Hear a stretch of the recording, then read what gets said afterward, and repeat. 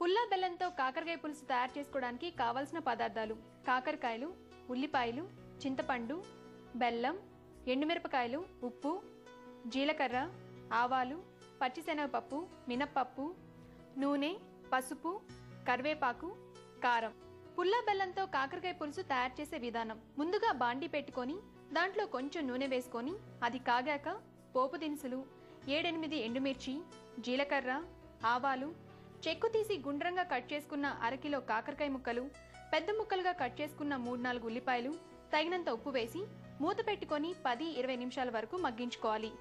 ఇది కొంచెం ఉడికిన తర్వాత అందులో చింతపండు పులుసు, కొంచెం బెల్లం వేసుకొని మరలా కొంచెం సేపు ఉడికించుకోవాలి.